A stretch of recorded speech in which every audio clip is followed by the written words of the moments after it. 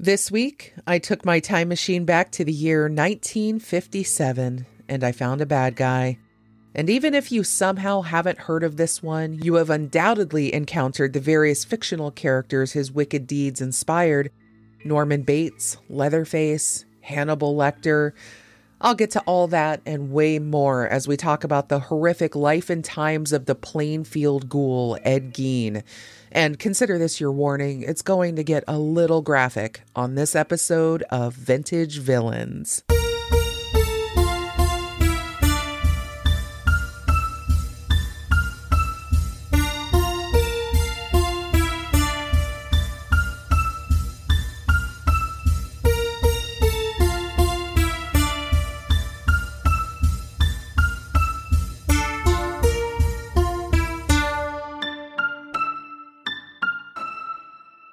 The 1950s. I'll be spending a lot of time in this decade throughout this show's tenure, I have a feeling. Not necessarily because there's an inordinate amount of villains here compared to others, though trust me, there are some big ones, but because there's just something so alluring to me about that juxtaposition between the shiny post-war veneer of opulence and optimism we've all heard about or perhaps lived through, and the darkness that lay just below it, a fertile breeding ground of cultural questions that would soon be answered quite fervently in the decades that followed. And in many ways, those questions are still being answered today as some try their hardest to steer the boat of our civilization back in that direction, beholden to this time of human history as the great signifier of everything we the people could be, beholden to it like thirsty people lost in a desert, transfixed on this vision of a beautiful oasis that was only ever a mirage for most. It undoubtedly was a mirage too for Ed Gein, but I'll get back to him in a moment because you know what time it is. That's right, kids. It's time to take a spin on our shiny, atomic-powered Zeitgeist Zeppelin, complete with some space-age modifications befitting the times, like fins and bubble windows and a fancy cocktail bar, of course. And we're going to head on over to 1957, which is when authorities discovered Ed Gein's sinister hobbies. And mind any sightings of Sputnik on the way, the first space satellite launched by our main Cold War rival Russia in September of this very year. That event would officially kick off the space race between our two countries and would carry us all the way to the moon a decade later. 1957 also marks the first introduction of the electric wristwatch that took me approximately 5 takes to get right, by the way. No more winding necessary thanks to the Hamilton 500, and Hamilton is still around making pretty snazzy timepieces to this very day. Not a sponsor, I'm just a watch nerd. Another piece of necessary tech of the times also went electric that year, the typewriter. You remember those, right? Did you know there were once electric trolley cars in New York City? Well, there weren't anymore after April 6th of 1957. And in other transportation news, President Dwight D. Eisenhower would become the first president to fly in a helicopter on July 12th. And Ohio badass, eventual astronaut, and Senator John Glenn would set a transcontinental speed record, flying across the United States from California to New York, traveling 726 miles per hour on average, and arriving in 3 hours and 23 minutes. That is an excellent flight time. By 1962, he would be the first American to orbit Earth from outer space. And the next time you find yourself wondering when people officially stopped thinking cigarettes were good for you in 1957, Surgeon General Leroy Burney would officially link smoking with lung cancer. So if your mom told you it was okay to smoke cigarettes when she was pregnant with you in the 1970s, you can go ahead and correct her on that. In January, 3 B-52 bombers set a record for an around-the-world flight that took 45 hours and 19 minutes. No word on whether they encountered a love shack on that journey, though. But it's a good thing they didn't fly over a certain part of the USSR, because a day after those B-52s took flight, Russia performed an atmospheric nuclear test. Remember, it's the atomic age, and boy, were we making those mushroom clouds, along with our fears of nuclear annihilation, soar. The UK tested its first hydrogen bomb on May 15th of this year near Christmas Island in the Indian Ocean. Russia would also launch its first intercontinental ballistic missile. A lot of this nuclear testing, and let's face it, penis measuring, wouldn't start winding down for at least another decade. And many of the icons of the 1960s were just getting going in 1957. Martin Luther King Jr. founded the Southern Christian Leadership Council at Ebenezer Church in Atlanta, and future President John F. Kennedy, then a senator, would win the Pulitzer Prize for his book Profiles in Courage, a book of stories about 8 U.S. senators throughout history who defied party expectations to do what they felt was right, despite suffering criticism from their contemporaries. Though the book is largely claimed to be ghostwritten now, and there is also some debate as to the conclusions that could be drawn from these stories today, the Kennedy family in 1990 established the Profiles in Courage Award to continue to honor those who've made difficult choices and sacrifices that changed the course of history. Gabrielle Giffords, John Lewis, and the Peacemakers of Northern Ireland are among past recipients. But peace was a very tenuous thing in 1957. We were well into the Cold War at this point, and the USSR and its good buddy communism drove us to the heights of the Red Scare. President Eisenhower was hell-bent on stopping communism from spreading both here and abroad. Congress accepted the Eisenhower Doctrine on January 30th, which allowed the U.S. to offer aid to Arab countries fighting commies. And of course, Congress was up to all sorts of doings throughout this decade with its various hearings and blacklistings of leftist Americans. These efforts, led by the infamous Senator Joseph McCarthy and the House Un-American Activities Committee, resulted in a lot of arrests and ruined lives, and many of their actions would be considered downright illegal today. But by this point in history, McCarthy's popularity had taken a steep dive after he was formally censured by his peers a few years prior, and several Supreme Court decisions reversed the convictions of communists. He would eventually leave office and succumb to alcohol and morphine addiction. McCarthy would die on May 2nd, 1957, in Bethesda Naval Hospital, and his seat would go to a Democrat. As of now, in 2024, McCarthy is the last Republican to have ever held Wisconsin's Class 1 Senate seat. Voters, it would seem, have very long memories. Anyway, that whole Red Scare thing will end up being discussed on this show at some point. McCarthy, J. Edgar Hoover, Allen Dulles, these heavy-hitting vintage villains are prime for the plucking. In May of 57, public schools would desegregate after the Brown versus Board of Education decision. By September 4th, the governor of Arkansas would call the National Guard to protect 9 black students entering Little Rock Central High School. And that was but one of many incidents that would erupt as America came to terms yet again with its troubled history with civil rights of black citizens. President Eisenhower would soon send in troops to enforce the law and support the students, but the mobs would not relent, and those students were ultimately forced to withdraw. We had a very long way to go. And finally, let's get a look at the entertainment landscape of 1957. It was a hot time to be an author and a playwright. Dr. Seuss's The Cat in the Hat published this year, as did Jack Kerouac's On the Road. Tennessee Williams was at his height around this time. His play Orpheus Descending would premiere in New York City this year. Another big shot playwright of that era, Samuel Beckett, released his play Endgame in London, and My Fair Lady would take home a Tony Award for Best Musical.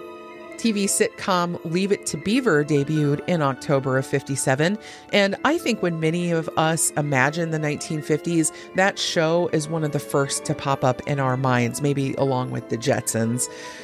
I watched it and countless other shows from that era in reruns as a kid in the 1980s. The Donna Reed Show, I Love Lucy, Dennis the Menace. Anyway, the big Oscar winners of 1957 were Around the World in 80 Days for Best Picture, Ingrid Bergman as Best Actress for Anastasia, and Yul Brynner for The King and I for Best Use of Yellowface. Oh wait, Best Actor. God, I hated that movie.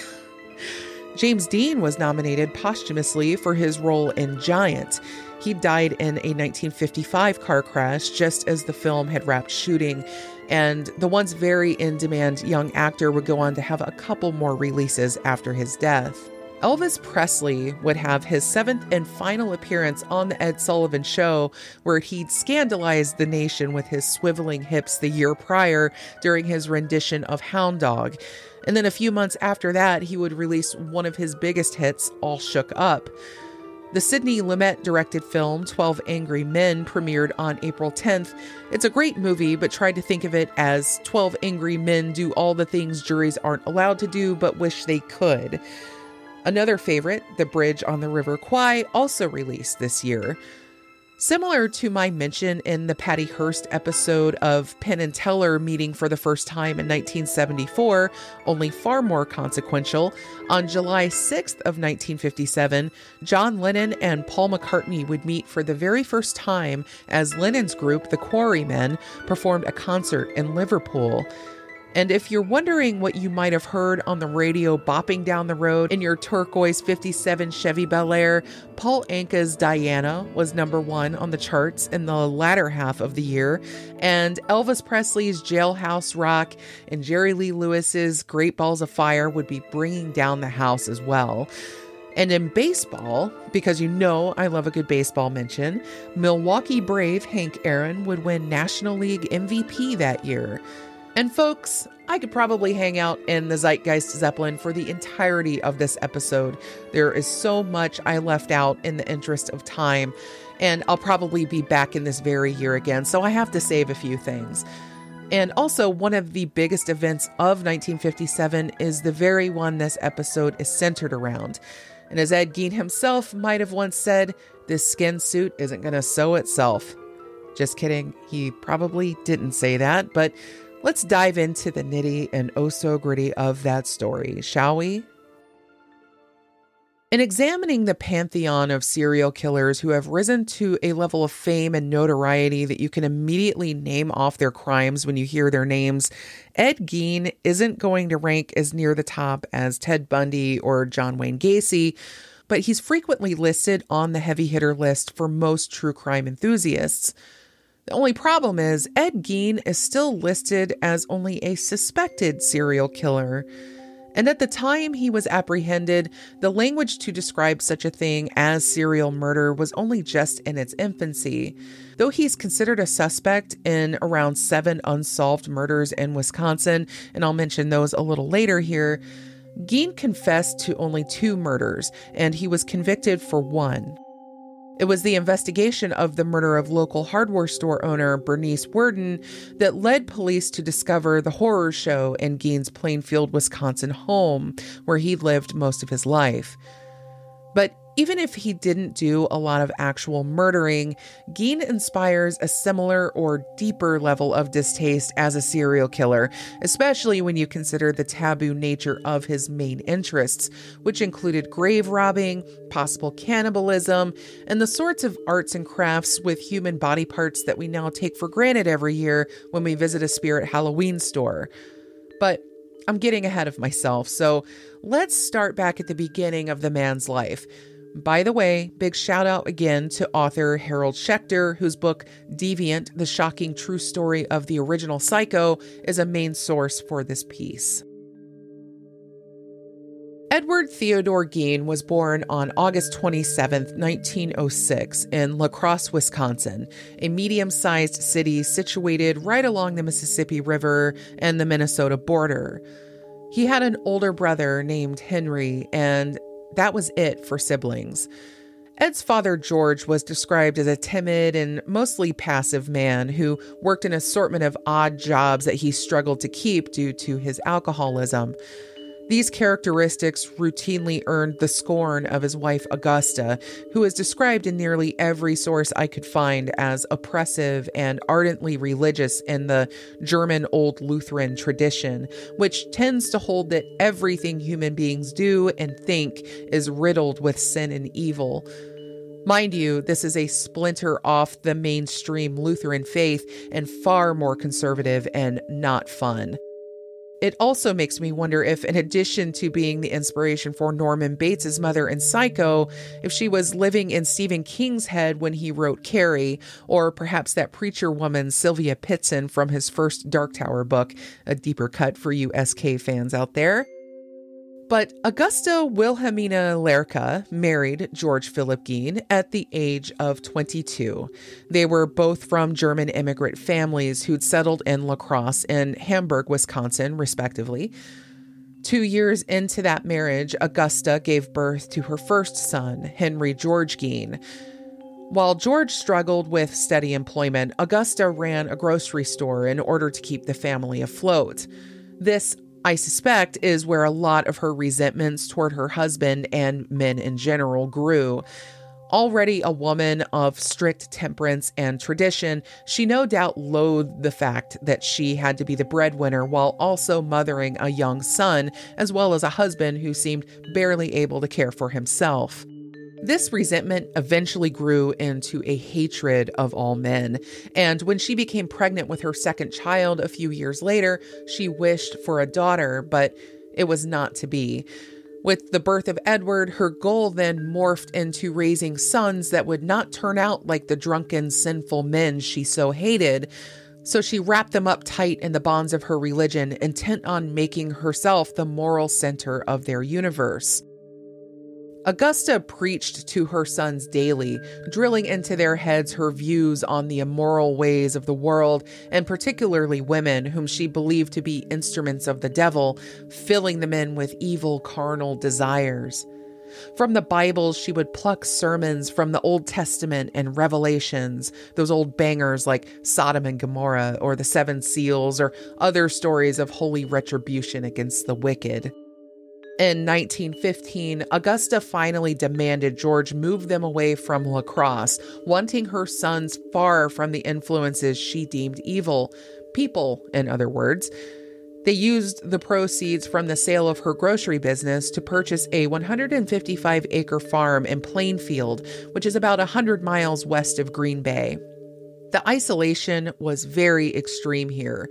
At first, I assumed it had probably filled out a little more since 1957, and perhaps it has, but the last census in 2022 measured the population at a sparse 934, so it's still quite rural up in those parts. Anyway, this move away from a real human population and her refusal to let the boys leave the farm, except to attend a one-room school right down the road, really allowed her to fill her sons' heads with her fearsome brand of religion, as well as keep out any outsiders who might have had any different influence on them. As a result, the Gein boys didn't have any friends, and in fact, Ed was punished if he even tried. But making friends was never going to be easy for Ed.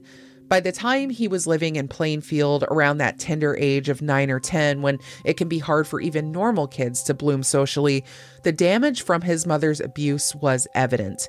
He was painfully shy, and his teachers remembered him talking and laughing to himself. Complicating things also were some physical maladies, and particularly a lazy eye and a lesion on his tongue that affected his speech, which made him an even bigger target for bullies. And despite being considered an otherwise decent student and voracious reader, Ed would eventually drop out of school around the 8th grade.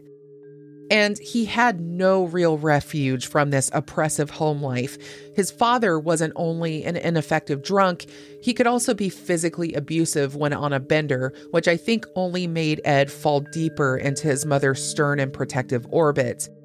Furthermore, he seemed to have little consolation from his brother Henry, who was 5 years his senior. Perhaps that age difference is why Augusta's religion didn't quite sink in with him the same way it did with Ed, assuming it didn't really pick up until after Ed was born. In fact, Henry seemed to resent their mother quite a bit and eventually grew to hate her. This very likely played a role in where he eventually ended up, but more on that momentarily. The shape of the Gein family changed from quartet to trio on April 1st, 1940, when Ed's father died of either pneumonia or heart failure. Accounts vary on this, but his lungs filled with fluid seems to be the main thread, and that's a common component of either malady. By this point, Ed was 34 years old and Henry was closing in on 40. Both still lived at home. They took on an assortment of jobs in order to keep up with expenses. While they worked as handymen, Ed seemed happiest when babysitting the neighbors. There wasn't any indication that he was inappropriate with the kids, but after a lifetime of infantilization from old Ma, he had the more childlike mind and seemed to relate better to them. Perhaps the biggest effect George's death had on the two men was they were getting outside the farm a little more out of necessity, and Henry especially began to get a different perspective on the relationship his brother had with their mother. He also reportedly began to date a divorced mother of 1 or 2 kids. Again, accounts vary on the number of kids, and they wanted to move in together. One account I came across seemed to suggest that Henry even wanted Ed to come with him and attempted to get him to see Augusta's sickness and break free of her. The only problem was Ed adored his mother. Anyone else seeing that chilling Norman Bates stare in their heads, or is it just me? And any criticism of her did not go over well with him. So on May 16th, 1944, the Gein trio would officially become a ghastly duo. During a pretty standard burning away of brush on the property, the wind got hold of the fire and it blew a little out of control and summoning the fire department. It took most of the day to get that fire tamped down, and not long after the firefighters went home that evening, a call came in to the local police. Ed Gein was reporting his brother missing. He worried that perhaps Henry had been caught up in the blaze, and a search party arrived, lanterns ready, to go looking for the 43-year-old. But here's where it gets weird. Despite reporting him missing, Ed was able to lead searchers almost directly to Henry's body, lying face down, no sign of having been burned by the fire. Though they thought maybe he died of heart failure, the coroner would list his cause of death as asphyxiation. No one bothered to order an autopsy, however, and no formal investigation was conducted, with no one believing Ed capable of murder. It would not be until much later in 1957, when Ed was being interrogated for the murder of Bernice Worden, and his entire life was being put under a microscope, that investigators began to suspect a Cain and Abel scenario might have unfolded that day. Sadly, we'll never know for sure, but I do find it interesting that Harold Schechter's book noted the presence of bruising on Henry's head. It just wasn't enough to arouse the suspicions of police back in 1944. Many debate it to this day, with some asserting that Henry's death doesn't match Ed's M.O. Of those we know Ed killed or removed from their graves, they were all women and they were all mutilated. That said, Ed's own testimony regarding his deeds reveals he regularly fell into what he called dazes when he did these things. And it's quite possible that ugly words between Henry and Ed that day about their mother precipitated one of these lethal dissociations. People also argue that it wouldn't be until Augusta's death that Ed became fixated on his macabre hobby, but there's no way to verify that claim either. First of all, this idea that killers never deviate from their MOs and routines is mostly a myth. They might have a preferred way of doing things, but that doesn't necessarily mean they're autonomous murder machines with only one setting. As you'll soon see, there was nothing particularly ordered about the way Ed Gein did anything, quite the opposite in fact.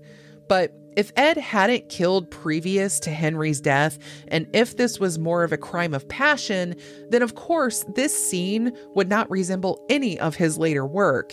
It's far too easy to imagine Henry lobbing one too many yo mama jokes at him, and Ed hauling off and hitting him in the head before wandering off in a daze. But as I said, we'll never really know for sure, and this is all conjecture. But what we can say for sure is that Augusta Gein did not take well to losing one of her sons, because shortly after Henry's death, she suffered a paralyzing stroke that left her in need of serious care, of which Ed was more than willing to provide. Gein would later recount a bizarre incident from some time in 1945 when he and Augusta visited a man named Smith, from whom they intended to buy some straw. For whatever reason, Smith began to beat up on his dog right in front of them, and a woman in Smith's house ran out to tell him to stop it. Augusta was extremely distraught from this incident, but not for the reason you might think. She didn't give a damn about the poor dog being beaten to death. She was instead incensed because the woman in Smith's home wasn't his wife, the pinnacle of human sin. She shouted at the woman, calling her Smith's harlot. Soon after, on December 29th, Augusta would suffer a second stroke and die. Devastated by this loss and left completely without friends, family, or the ability to make new ones, at least in the way we would understand, things with Ed turned decidedly horrific. I've been playing it light with all the descriptions, but from this point on, if you're squeamish or have any sensitive ears nearby, it's gonna get bad. With Ed all alone on that desolate farm, his mother nothing more than a voice in his head, at least for the time being, he boarded up areas of the home his mother most frequented, her bedroom and several other rooms upstairs and the living room downstairs. He wanted them perfectly preserved as she left him. She had been a very fastidious housekeeper. The rest of the house, the 3 rooms that Ed chose to live in, did not receive such meticulous treatment. One might even be moved to calling it a complete shit show. It was a hoarder's nest. He started taking a keen interest in pulp magazines involving cannibalism and Nazi experiments. In particular, he seemed fascinated by German war criminal Ilse Koch, whose husband was a commandant at the Buchenwald concentration camp.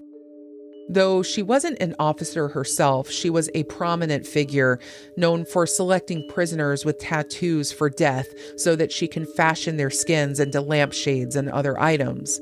Ed also put his voracious reading skills to use on medical encyclopedias and the study of human anatomy, particularly female anatomy, as well as techniques on opening graves, shrinking heads, and taxidermy. When Ed wasn't morphing into an uber ghoul, he maintained the house and farm with the help of a federal subsidy, as well as working on local road crews and selling off parcels of the land as necessary. And that solitary life went on for Ed Gein for more than a decade. You can imagine what all he must have got up to in that time. And actually, you won't need to imagine it because I'll be listing it out in excruciating detail here in a bit. But it would take an extraordinary slip in judgment for cops to finally take notice of what was happening out on that farm. On November 16th, 1957, Bernice Worden, a 58-year-old hardware store owner, disappeared.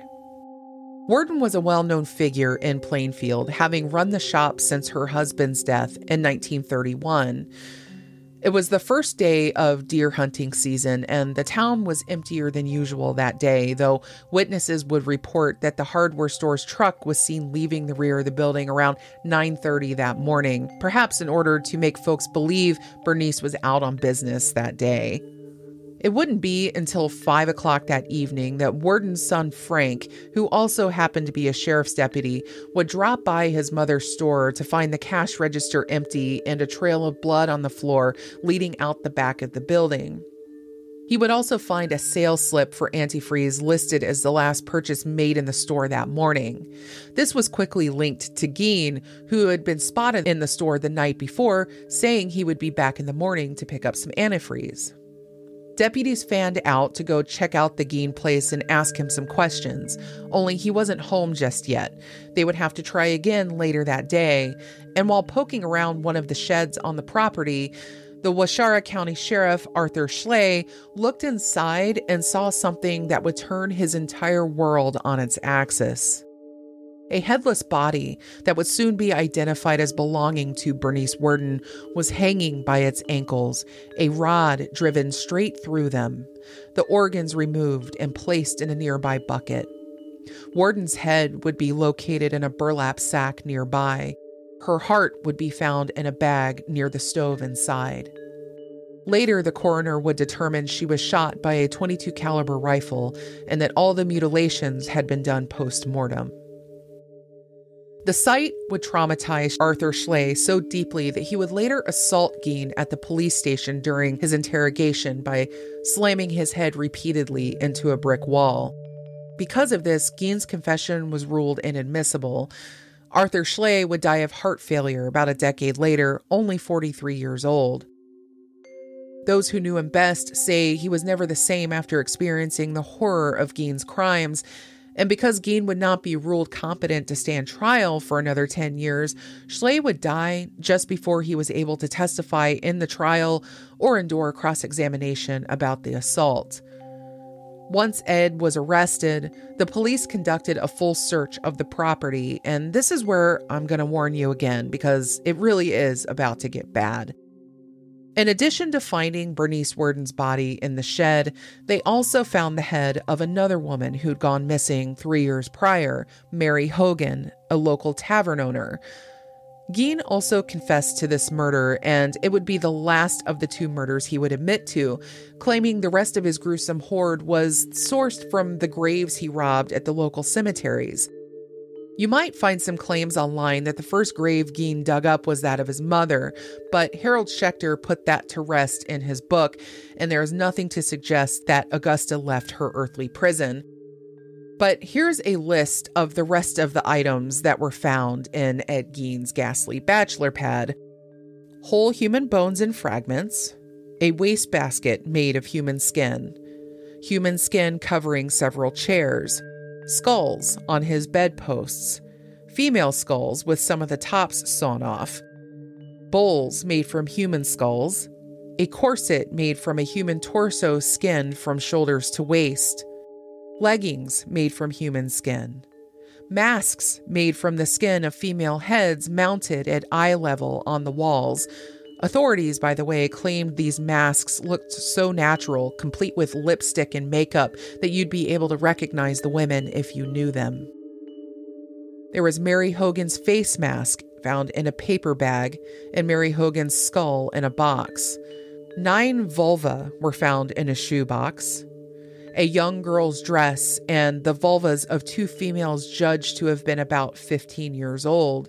A belt made from female human nipples. 4 noses, a pair of lips on a window shade drawstring, a lampshade made from the skin of a human face, fingernails from female fingers, and a female human nipple doorbell. And with the grave robbing, Gein admitted to breaking into 9 graves, mostly targeting those who'd been freshly buried, like a day or 2, and belonging to plump older women who resembled his mother.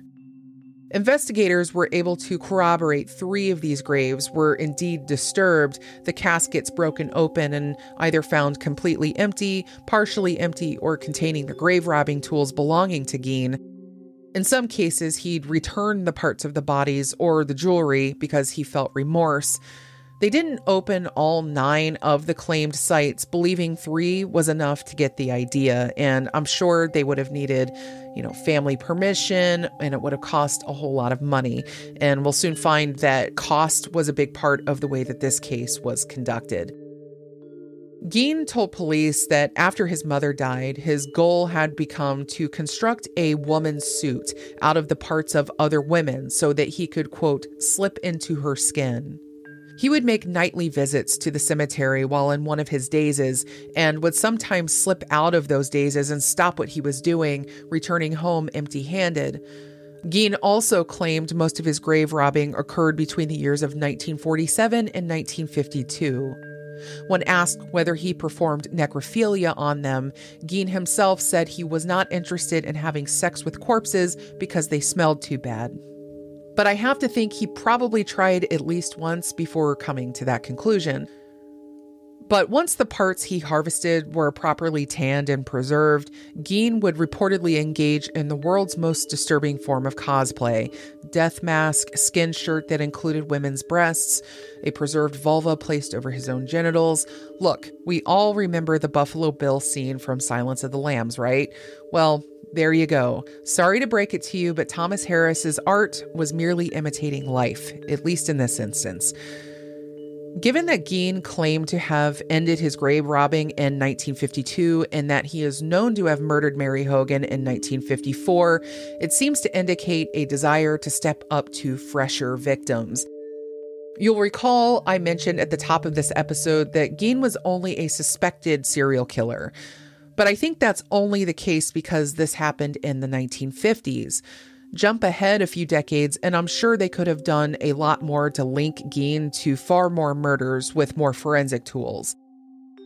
While Gein did take several polygraph tests that exonerated him, in the sense that the police didn't continue their investigations, not that polygraph tests are legitimate tools for truth gathering, several of the body parts in his house belonged to young women that couldn't be accounted for. And there were several people, including young women, who went missing in the Plainfield area during the years Gein was most active and whose bodies were never found or officially identified on the property.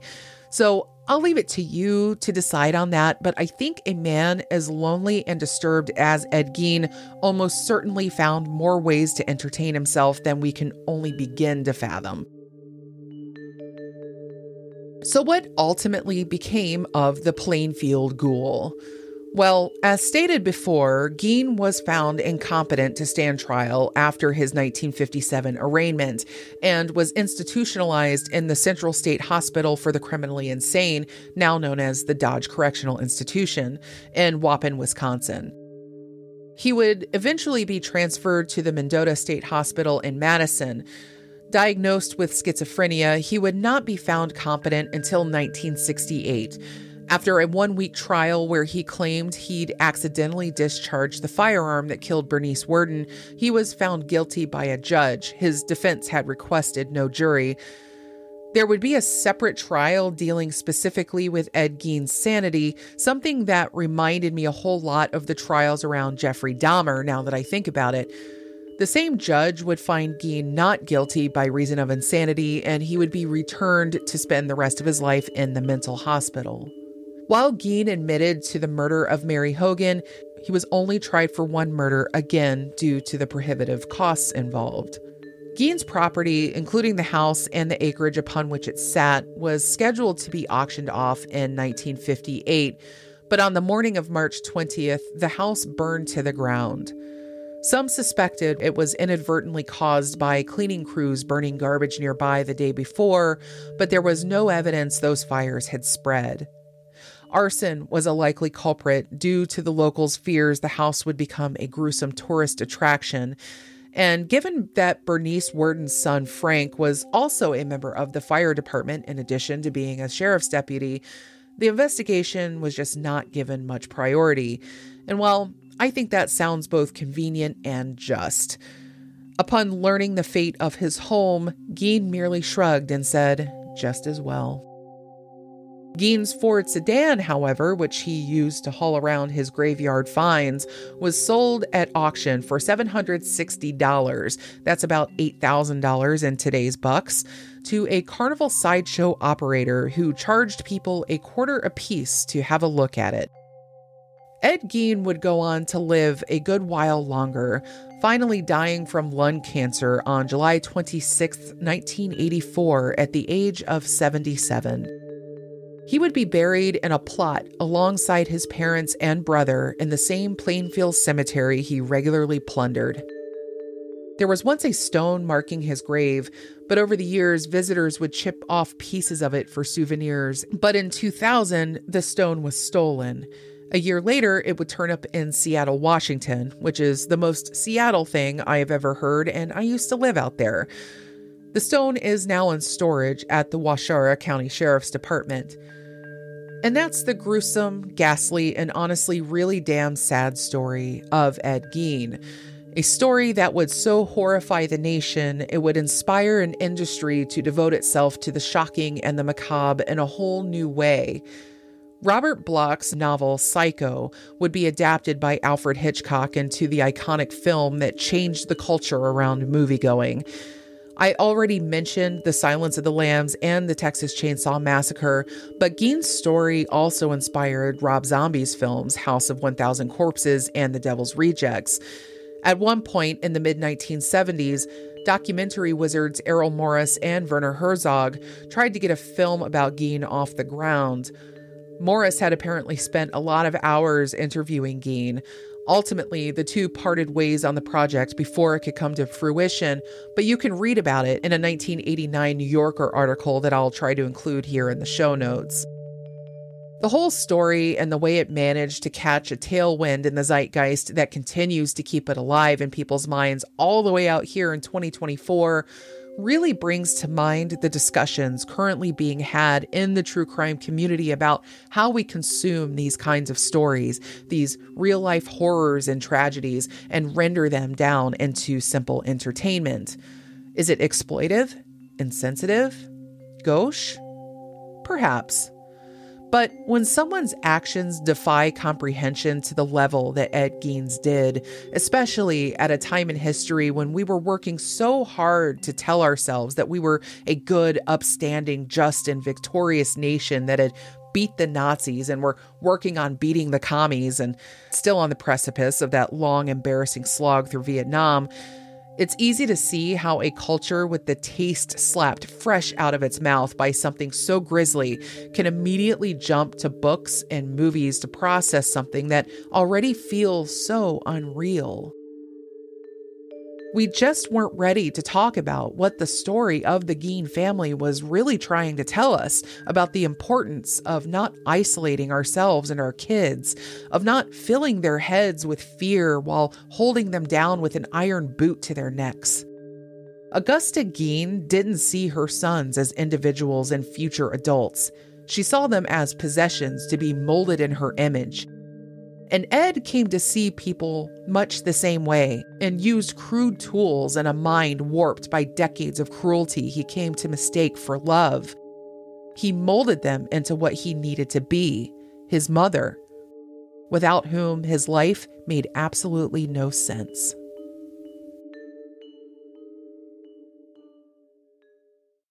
And that's going to do it for this particularly harrowing trip through time. I think I'm going to need a palate cleanser for the next episode. You might have noticed we're on a bi-weekly schedule for the show right now, and that's probably going to hold for a bit as I continue to play catch up on other projects vying for my time. But if you have questions about this episode or any of the previous ones, please reach out to me at vintagevillainspod@gmail.com or over on the Vintage Villains Soiree group over on Facebook.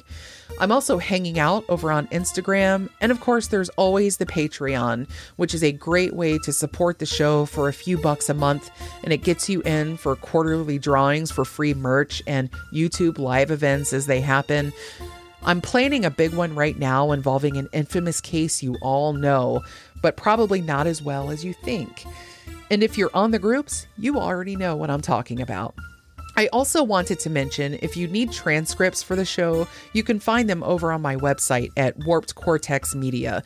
You'll find all the links for that and more in the show notes. You'll also find a link for the merch store, which is running a big 25% off sale right now in celebration of CrimeCon coming up at the end of May. If you're going, I'll be there hanging out. Look for the giant, awkward-looking woman handing out stickers and begging you to like her. In the meantime, get out there and make good history, and I'll see you again soon in another century.